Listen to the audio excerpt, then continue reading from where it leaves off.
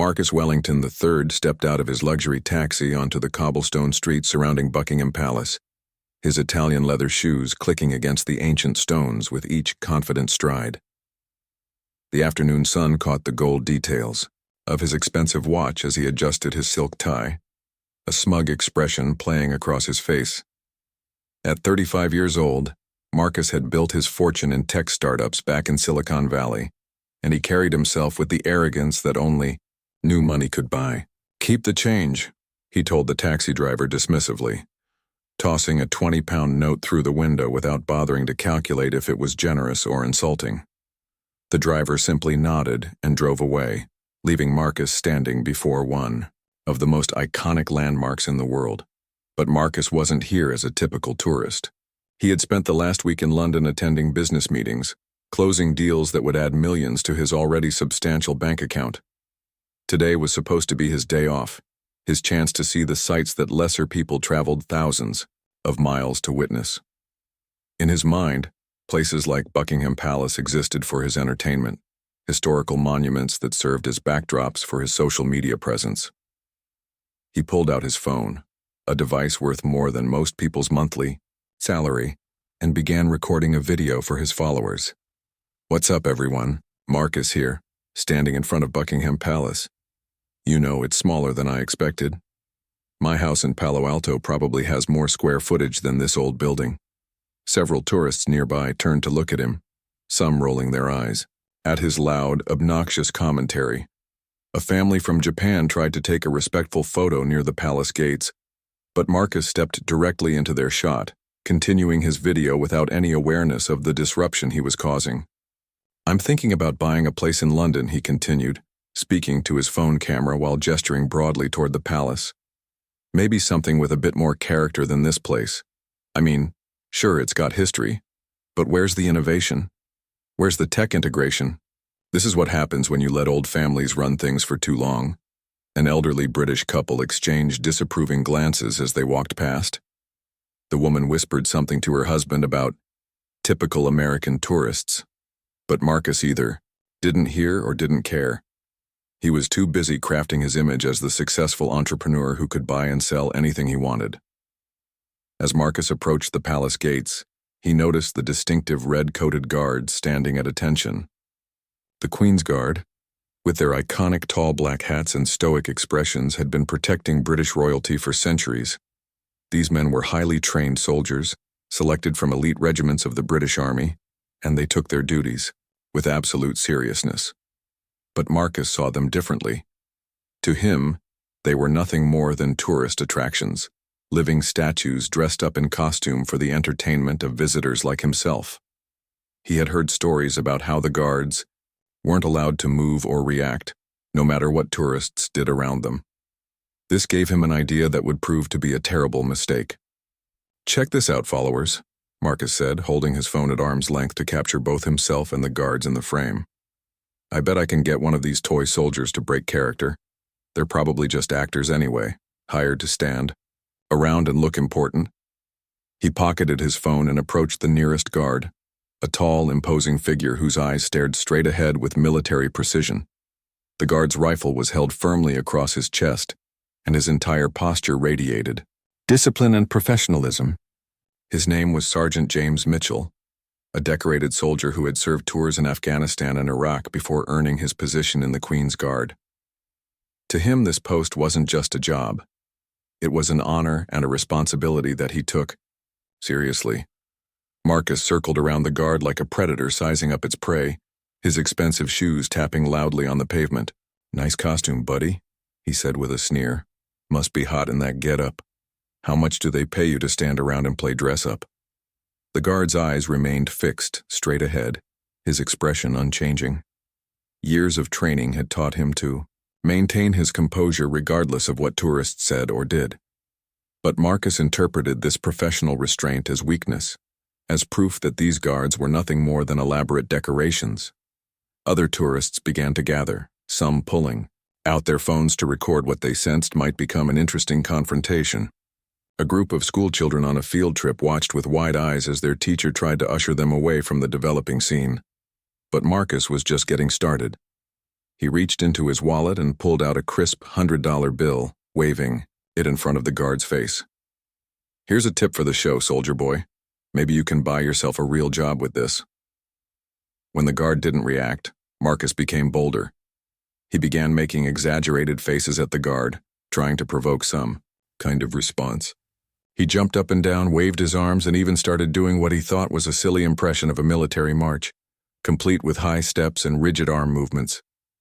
"Look at me, I'm a British guard," Marcus announced loudly, drawing even more attention from passers-by. "I stand around all day doing absolutely nothing, and people think I'm important." The crowd of onlookers continued to grow, but their expressions weren't amused. Instead, many looked embarrassed for Marcus, while others appeared increasingly annoyed by his disrespectful behavior. Several people began taking photos and videos, not to celebrate Marcus's antics, but to document what they saw as shameful conduct. An older gentleman in a military uniform approached the edge of the crowd, his jaw clenched as he watched Marcus's performance. This was Colonel Robert Hayes, a retired officer who had served alongside some of these very guards during his active duty years.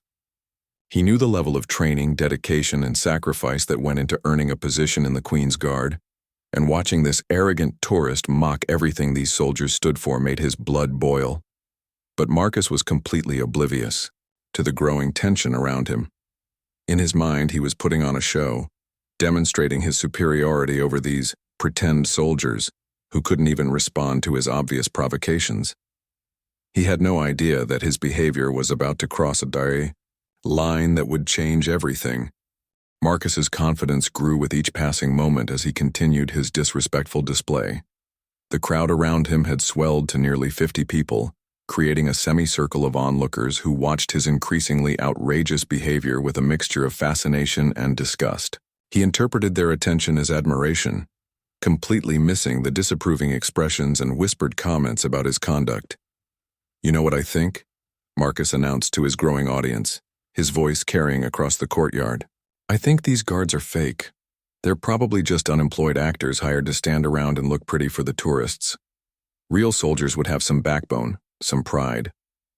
He pulled out his phone again and began live streaming to his social media followers, the viewer count climbing rapidly as word spread about the spectacle unfolding at Buckingham Palace.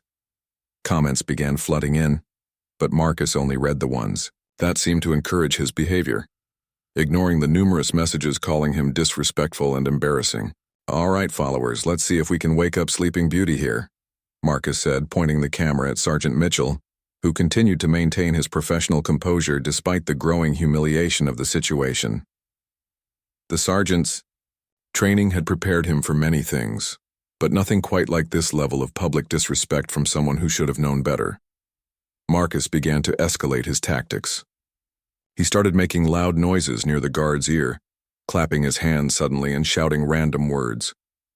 When that failed to provoke a reaction, he began to tell elaborate stories about fictional romantic encounters he claimed to have had with members of the royal family, each tale more inappropriate and offensive than the last. Several tourists in the crowd began to leave, uncomfortable with the direction Marcus's performance was taking. A mother covered her young daughter's ears and quickly led her away, shooting Marcus a look of pure contempt. An elderly veteran wearing his service medals shook his head sadly and turned his back on the scene, unable to watch any longer. But Marcus was too wrapped up in his own ego to notice the exodus of disgusted spectators. He saw only the phones pointed in his direction and assumed they were all documenting his cleverness rather than his shame. The comments on his live stream were becoming increasingly hostile, but he had stopped reading them altogether, lost in his own performance. "I bet this guy has never even held a real weapon," Marcus continued, now walking in circles around the motionless guard. "Probably couldn't fight his way out of a paper bag. All that fancy uniform and he can't even tell me his name. What kind of soldier is afraid to talk to a successful businessman?" That's when Marcus made his critical error in judgment. He reached out and placed his hand directly on Sergeant Mitchell's rifle, attempting to move it while grinning at his phone camera. "Look at this antique," he said dismissively. "Probably doesn't even work. They probably give them toy guns to match their toy job." The moment Marcus's hand touched the weapon, something shifted in the air around them. The crowd sensed it immediately, a tension that hadn't existed seconds before. Even Marcus noticed that the atmosphere had changed, though he couldn't quite understand why. The guard's eyes, which had been staring straight ahead, suddenly focused with laser intensity on Marcus's face. Sergeant Mitchell had endured the insults to his character, the mockery of his profession, and the disrespect to his uniform. These things were unpleasant, but they were part of the challenges that came with serving in such a visible public role. However, the moment Marcus touched his weapon, the situation transformed from mere rudeness to a potential security threat. "Sir," Sergeant Mitchell said, his voice cutting through the air like a blade, deep and authoritative in a way that made everyone in the crowd freeze. "Remove your hand from my weapon immediately." Marcus jerked his hand back, startled by the sudden break in the guard's silence, but his surprise quickly transformed into excitement. "Oh, look, everyone, the statue can talk," he laughed, speaking louder than necessary. "I knew you were just pretending.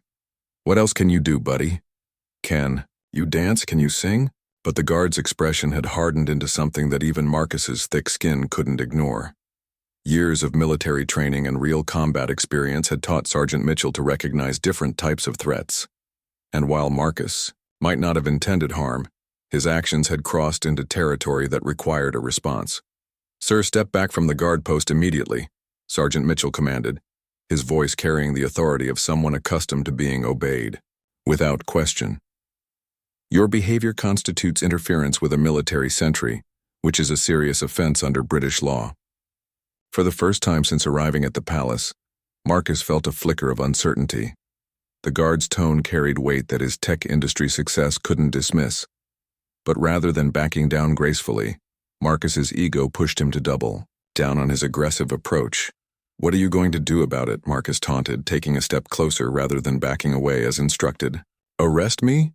You're just a decoration, remember?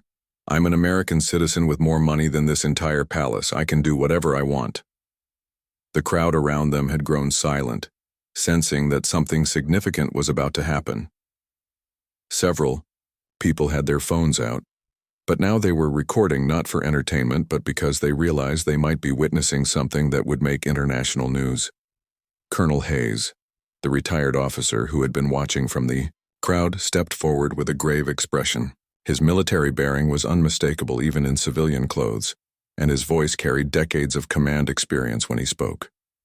"Young man," Colonel Hayes said firmly, "I strongly suggest you apologize to this soldier and leave immediately. You are embarrassing yourself, your country, and every decent person who has to witness this display." Marcus spun around to face this new challenger, his face flushing red with indignation. "And who exactly are you, old man? Another one of these costume players? I don't take orders from anyone, especially not from some washed-up has-been trying to tell me what to do." The colonel's expression darkened, but before he could respond, Sergeant Mitchell took control of the situation.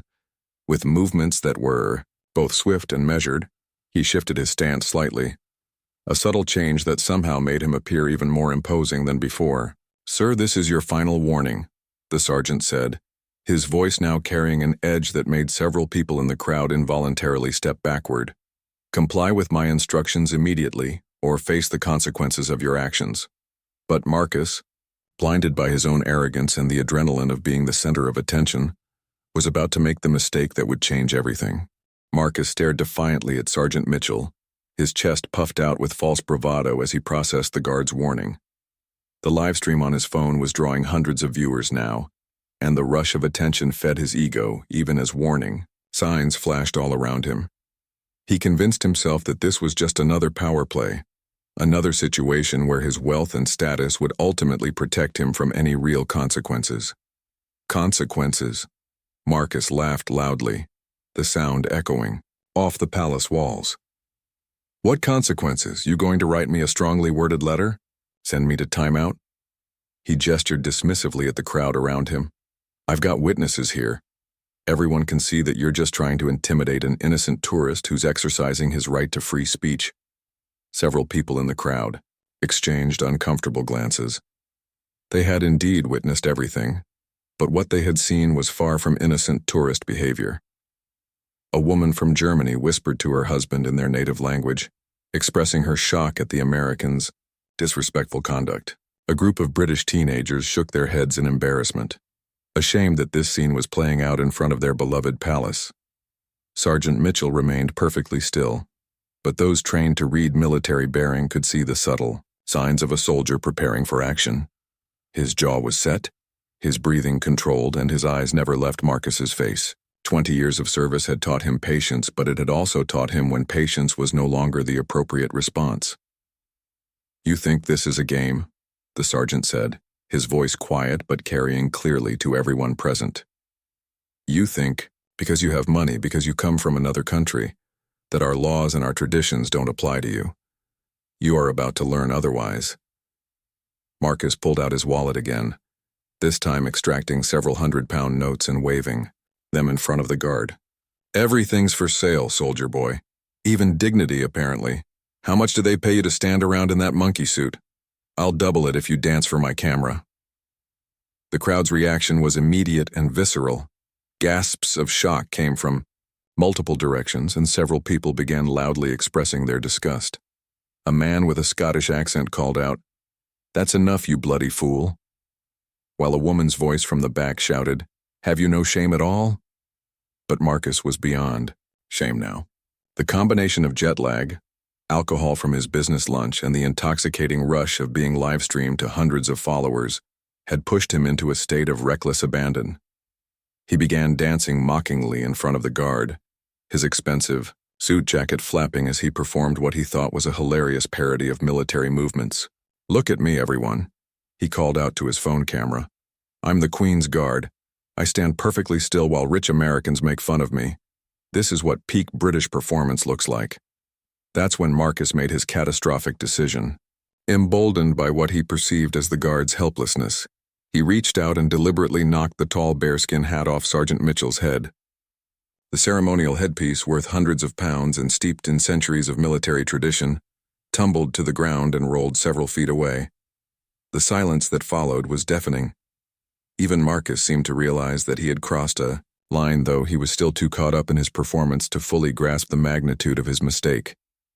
The crowd stared in stunned disbelief, and several people immediately began backing away, sensing that they were about to witness something they didn't want to be associated with. Sergeant Mitchell's response was swift, professional, and utterly devastating in its precision. Without raising his voice or making any wasted movements, he executed a textbook military arrest procedure that would have made his instructors proud.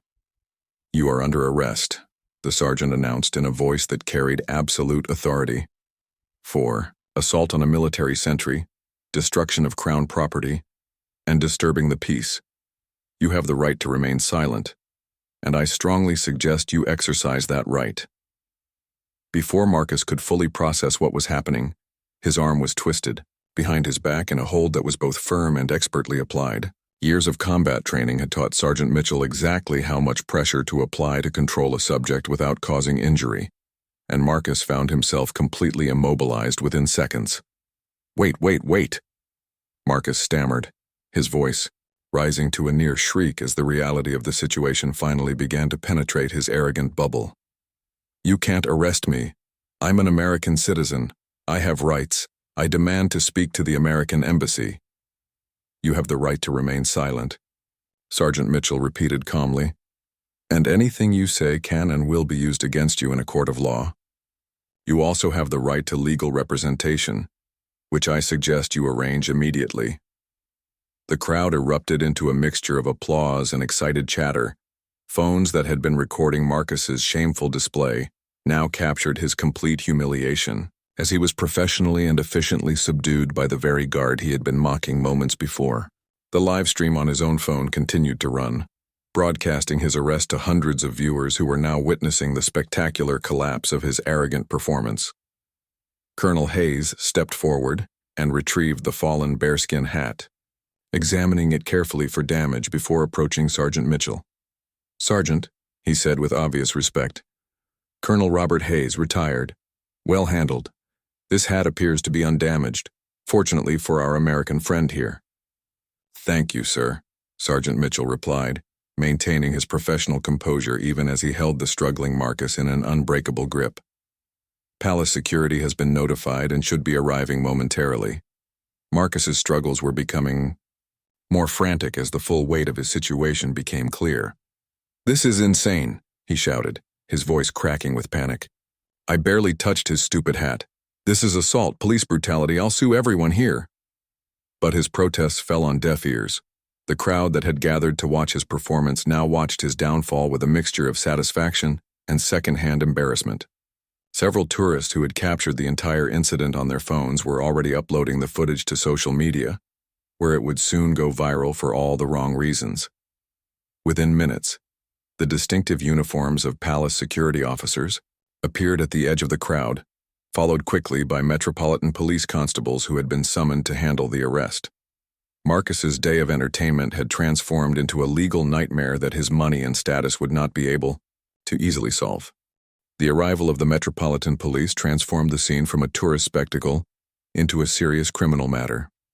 Constable Sarah Thompson, a 10-year veteran of the force, approached with her partner, Constable David Chen, both of whom had dealt with countless incidents involving disruptive tourists. However, as they surveyed the scene and spoke briefly with Sergeant Mitchell, it became clear that this case was more serious than the typical tourist misbehavior they usually handled. "Sergeant Mitchell," Constable Thompson said with professional courtesy, "we understand you've made an arrest. Could you brief us on the situation?" While maintaining his firm grip on Marcus, Sergeant Mitchell provided a clear, concise account of events. His military training made him an excellent witness. Every detail was precise, every action documented with the kind of accuracy that would hold up in court. As he spoke, Marcus continued to squirm and protest, his expensive suit now wrinkled and his perfectly styled hair disheveled. "This is ridiculous," Marcus interrupted loudly. "I'm a successful businessman. I employ hundreds of people. I can't be treated like some common criminal over a stupid hat." Constable Chen stepped forward, his notebook already out. "Sir, I need you to calm down and listen carefully. You're being charged with several serious offenses, including assault on a military sentry, which carries significant penalties under British law. Your cooperation now will be noted in our report." But Marcus was beyond cooperation. The humiliation of being held by the guard, combined with the growing crowd of onlookers recording his arrest, had pushed him into a state of desperate panic. He began making increasingly wild claims about his connections and influence, apparently believing that name-dropping and financial boasting would somehow reverse his situation. "Do you know who I am?" he shouted, his voice echoing off the palace walls. "I've had dinner with senators. I play golf with Fortune 500 CEOs. One phone call from me and your careers are over. I'll have you all fired and sued into poverty." BA9. Crowd's reaction to these outbursts was uniformly negative. What had started as curiosity about a tourist incident had transformed into genuine anger at Marcus's continued arrogance, even in the face of arrest. Several people began openly expressing their disgust, with comments ranging from polite British disapproval to more colorful critiques of his character. An elderly woman with a walking stick approached the police officers, her face stern with determination. "Constables," she said in a crisp accent that spoke of education and breeding, "I witnessed this entire incident from the beginning. That young man's behavior was absolutely disgraceful. He showed complete disrespect not only to your fine sergeant here, but to our entire nation and its traditions." Several other witnesses immediately stepped forward, eager to provide their accounts of Marcus's behavior. A family from Australia offered their phone footage of the incident, while a group of American tourists apologized profusely for their countrymen's conduct, clearly embarrassed to be associated with him even by nationality. "We're not all like this," one of the American tourists said earnestly to Constable Thompson. "Most of us have tremendous respect for your traditions and your service members. This man doesn't represent us." Meanwhile, Marcus's live stream was still running on his fallen phone, broadcasting his continued protest to an audience that had grown to over 1,000 viewers. The comments section had exploded with reactions from around the world, with viewers expressing everything from shock and anger to dark amusement at his spectacular fall from arrogant confidence to criminal defendant. Palace security officers had cordoned off the area and were efficiently managing the crowd, ensuring that the arrest could proceed without interference while allowing legitimate tourists to continue their visits. Their professionalism stood in stark contrast to Marcus's chaotic behavior, demonstrating the kind of competence and dignity that he had so foolishly mocked. As the police prepared to transport Marcus to the station, Sergeant Mitchell finally released his grip, transferring custody to the constables. For the first time since the incident began, the guard allowed himself a small smile of satisfaction. Justice was being served, and the dignity of his position and his uniform had been upheld. "Sergeant," Colonel Hayes approached once more, extending his hand in a gesture of respect between military men. "Outstanding work today. You handled that situation with exactly the kind of professionalism and restraint that makes the Queen's Guard legendary." "Thank you, sir," Sergeant Mitchell replied, accepting the handshake warmly. "Just doing my duty, though I must admit, it's not often we encounter someone quite so determined to make poor decisions." As Marcus was led toward the police vehicle, his protests continued to echo across the courtyard. "This is a mistake. A huge mistake. When my lawyers hear about this, everyone involved will be sorry. I'll own this entire palace when I'm done suing." But his threats rang hollow now.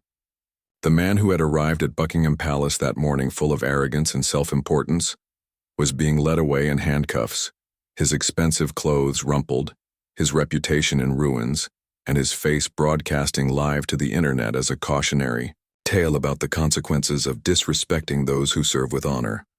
The crowd began to disperse as the immediate excitement died down, but many lingered to express their support for the guard and to share their own thoughts about what they had witnessed.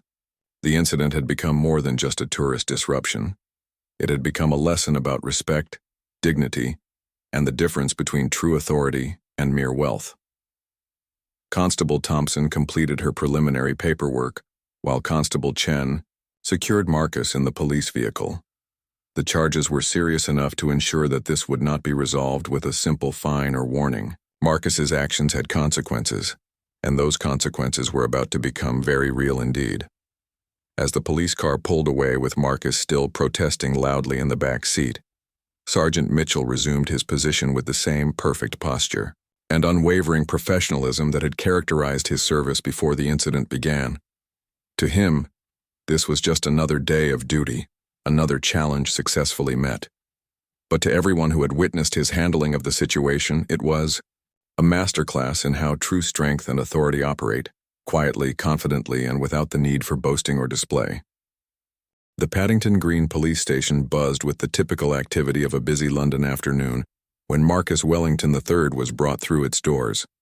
Still handcuffed and continuing his stream of complaints, he was processed with the same professional efficiency that characterized all British law enforcement. The desk sergeant, a weathered veteran named Frank Morrison, had seen every type of criminal and troublemaker in his 25 years of service, but even he raised an eyebrow at Marcus's continued arrogance. "Right then," Sergeant Morrison said, reviewing the paperwork that Constables Thompson and Chen had prepared. "Marcus Wellington III, charged with assault on a military sentry, destruction of crown property, disturbing the peace, and public disorder. Quite an impressive list for a tourist, wouldn't you say?"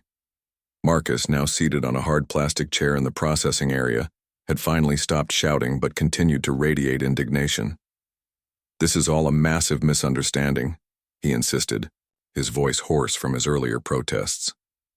"I barely touched the man's hat. In America, this wouldn't even be a misdemeanor. You people are making a federal case out of nothing." "Well, fortunately for all concerned," Sergeant Morrison replied dryly, "we're not in America, are we? Here in Britain, assaulting a member of Her Majesty's forces while they're performing their duties is taken rather seriously, as is damaging crown property, which that ceremonial hat most certainly is." The reality of his situation was finally beginning to penetrate Marcus's wall of denial.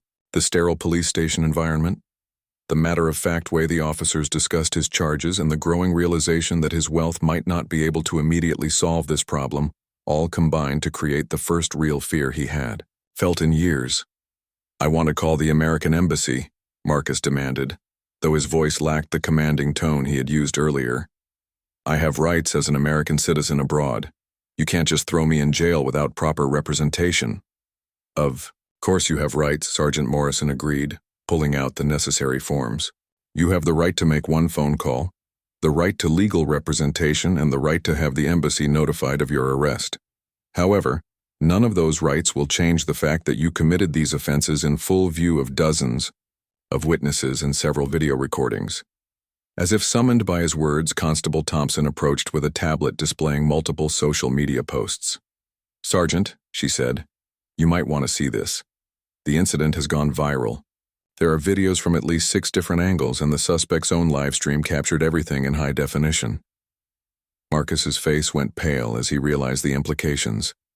His own social media presence, which he had built so carefully to project success and confidence, was now broadcasting his humiliation to the world. The live stream had continued running even after his phone fell to the ground, capturing not only his arrest but also the crowd's reactions and the officer's professional handling of the situation. "How many views?" he asked weakly, though he immediately regretted the question.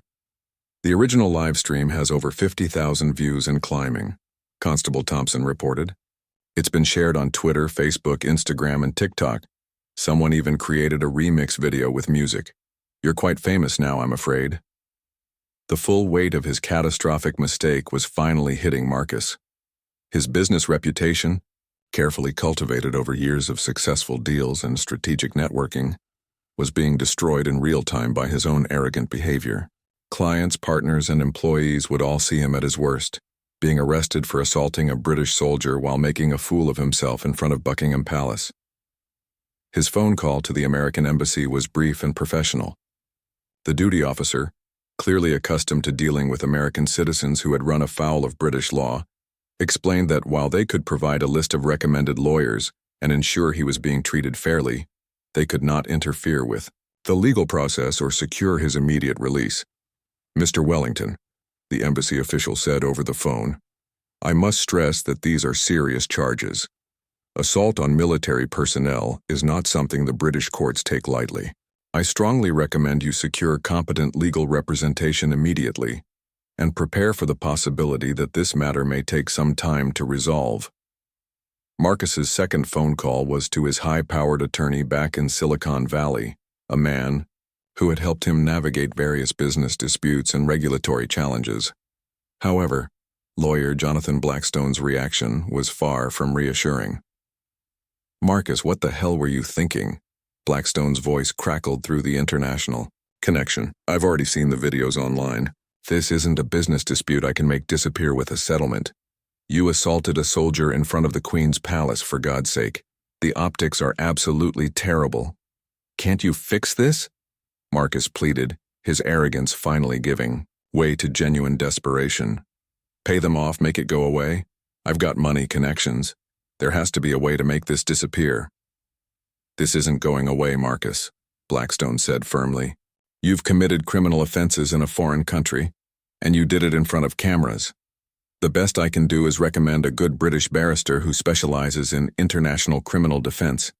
But you need to prepare yourself for the possibility of jail time, significant fines, and permanent damage to your reputation." As Marcus was led to a holding cell to await his bail hearing, the events of the day continued to unfold beyond the police station walls. The video footage was being analyzed by news organizations around the world, with commentary ranging from serious discussions about tourist behavior and cultural respect to humorous memes about American arrogance abroad. Back at Buckingham Palace, Sergeant Mitchell had completed his incident report and returned to his duties. Word of his professional handling of the situation had already reached his commanding officers, who were pleased but not surprised by his performance. The Queen's Guard was trained to handle all manner of situations with dignity and restraint, and Mitchell had exemplified those values perfectly. Colonel Hayes, meanwhile, had taken it upon himself to speak with several news reporters who had arrived at the palace seeking information about the incident. His military bearing and articulate explanation of the seriousness of Marcus's actions provided valuable context for the story that was developing. This wasn't simply a case of tourist misbehavior, the colonel explained to a BBC reporter. This young man assaulted a serving soldier who was performing his duties. He showed complete disrespect for our military traditions, our royal institutions, and frankly, basic human decency. The fact that it was all captured on video simply ensures that justice can be properly served. As night fell over London, Marcus sat in his cell contemplating the ruins of what had started as a simple day of sightseeing. His expensive suit was wrinkled, his pride was shattered, and his future was uncertain. The man who had arrived at Buckingham Palace that morning believing himself superior to everyone around him was learning a harsh lesson about the difference between wealth and character, between confidence and arrogance, and between true respect and the kind that money cannot buy. 3 months later, Marcus Wellington III sat in the departure lounge of London Heathrow Airport, a dramatically different man from the one who had confidently strode up to Buckingham Palace on that fateful afternoon. The expensive suit was gone, replaced by simple jeans and a plain sweater. The arrogant swagger had been replaced by a quiet humility that came from having his world completely turned upside down. The legal proceedings had been swift and decisive. Despite hiring one of London's most expensive criminal defense barristers, Marcus had been found guilty on all charges. The judge, Honor Helen Richardson, had been particularly scathing in her sentencing remarks, noting that Marcus's behavior represented not just criminal conduct, but a profound disrespect for British culture and military service. Mr. Wellington, Judge Richardson had declared from the bench, her voice carrying the weight of centuries of British judicial authority, "Your actions that day demonstrated a level of arrogance and disrespect that this court finds deeply troubling. You came to our country as a guest and chose to mock our traditions, assault our servicemen, and damage property belonging to the Crown. Your behavior was recorded and broadcast to the world, bringing shame not only upon yourself, but upon your nation." The sentence had been harsh but fair: 6 months in prison, with 3 months suspended, a fine of £50,000, and most significantly, a 5-year ban from entering the United Kingdom. Marcus had served his time in Pentonville Prison, where his cellmate had been a career criminal named Tommy, who had found Marcus's story endlessly amusing. "So you're the bloke who got arrested for picking on the Queen's Guard?" Tommy had asked, on Marcus's first night in the cell. "Bloody brilliant, that was. Watched it on me mate's phone about 50 times. You looked proper mental, dancing around like that." Prison had been a humbling experience that no amount of money could soften. Marcus discovered that his wealth meant nothing behind bars, where respect was earned through character rather than bank statements. The other inmates treated him with a mixture of amusement and contempt, seeing him as a spoiled rich boy who had finally faced real consequences for his actions. But the legal penalties were only the beginning of Marcus's downfall. The viral videos of his arrest had destroyed his business reputation almost overnight. Within days of the incident, major clients began canceling contracts, citing concerns about being associated with someone who had become an international symbol of American arrogance abroad. His tech company's stock price plummeted as investors fled, and several board members called for his immediate resignation.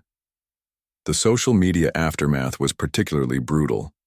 The hashtag #JoshBuckinghamBully trended worldwide for weeks, with millions of people sharing the footage and adding their own commentary about entitled tourist behavior. Comedians used his arrest as material for their routines. Late-night talk show hosts mocked his livestream commentary, and even major news networks ran segments analyzing what his behavior said about wealth, privilege, and cultural sensitivity. His personal relationships suffered equally devastating damage. Friends who had once sought his company for his connections and lavish parties suddenly found themselves too busy to return his calls. The woman he had been casually dating, a Silicon Valley socialite named Victoria, broke up with him via text message, citing the embarrassment factor of being associated with his public humiliation. Most painfully, his own employees had lost respect for him. During his absence in London dealing with legal proceedings, several key team members had left the company, taking valuable projects and client relationships with them. When Marcus finally returned to his Palo Alto office, he found a workplace where people avoided eye contact and conversations stopped when he entered rooms. The financial cost of his moment of arrogance was staggering. Beyond the legal fees, fines, and lost business, Marcus had been forced to pay substantial settlements to former employees who claimed his arrest had damaged their own professional reputations by association. His company's valuation had dropped by more than 60%, wiping out millions in personal wealth. Now, sitting in the airport and waiting for his flight back to San Francisco, Marcus reflected on the complete transformation his life had undergone. The confident, successful entrepreneur who had mocked a British soldier was gone, replaced by someone who understood that true strength came from humility and respect for others. In his carry-on bag was a handwritten letter he had spent weeks composing. It was addressed to Sergeant James Mitchell, care of the Queen's Guard, and contained a lengthy apology for his behavior and gratitude for the lesson he had learned. Marcus had no expectation that the letter would be acknowledged or forgiven, but writing it had been part of his own process of accepting responsibility for his actions. Final boarding call for Virgin Atlantic Flight 283 to San Francisco. Came the announcement over the airport speakers. Marcus gathered his belongings, which were notably fewer and less expensive than what he had carried on his arrival in London months earlier. As he walked toward the gate, Marcus passed a newsstand where British tabloids still occasionally featured stories about tourist misbehavior, often referencing his incident as the gold standard of what not to do when visiting the UK. He no longer felt anger or embarrassment at seeing his story referenced. Instead, he felt a strange sense of peace knowing that his mistake might prevent others from making similar errors in judgment. The flight back to California was long and quiet, giving Marcus time to plan his next steps. His tech company was barely surviving, but he had some ideas for turning it around that focused on humility and service rather than arrogance and domination. He had also been contacted by several organizations that worked with entitled young executives, asking if he would be willing to share his story as a cautionary tale. As the plane descended toward San Francisco, Marcus could see the city where he had built his fortune spread out below him, but he was returning as a different person, one who understood that true success wasn't measured in wealth or power, but in how you treated others and the respect you earned through your character. The last entry in Marcus's phone, saved in his drafts folder, was a social media post he had written but never published. It simply read, "Sometimes the most expensive lesson you can learn is that money can't buy respect, dignity, or character. Those things have to be earned through how you treat others, especially those who serve something greater than themselves." Marcus. Wellington III had received his reality check, and while it had cost him almost everything he thought mattered, it had given him something far more valuable, the chance to become a better human being.